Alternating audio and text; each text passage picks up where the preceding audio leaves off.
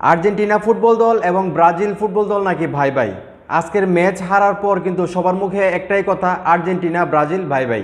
আমরা সবাই জানি আজকে বলিভিয়ার বিপক্ষে ব্রাজিল খেলেছিল, যেখানে 1-0 গোলে তারা হেরে যায়, এবং ইকুয়েডরের বিপক্ষে আর্জেন্টিনাও আজকে সকালে মাঠে নেমেছিল, তারাও কিন্তু 1-0 গোলে আজকে হেরে যায়।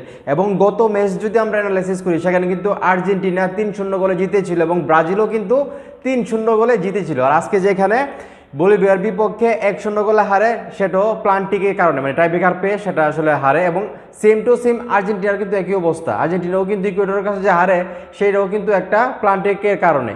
এবং এই খেলা দেখার পর সবাই একটা কথাই বলতেছে যে আর্জেন্টিনা আর ব্রাজিল নাকি ভাই ভাই। যদিও আর্জেন্টিনা কিন্তু এখন নাম্বার 1 পজিশনে আছে এবং ব্রাজিল সম্ভবত 5 নাম্বার পজিশনে আছে বিশ্বকাপ বাছাই পর্বের ম্যাচগুলোতে, মানে পয়েন্ট তালিকায়। তো এখন এই মুহূর্তে যারা ভিডিও দেখতেছেন, আপনাদের কি ধারণা, সত্যি সত্যি কি আসলে আর্জেন্টিনা আর ব্রাজিল ভাই ভাই? সেটা অবশ্যই কমেন্ট করে জানাবেন। আর আপনি যদি আমার চ্যানেলে নতুন হয়ে থাকেন, অবশ্যই চ্যানেলটা সাবস্ক্রাইব করে পাশে থাকবেন। ধন্যবাদ।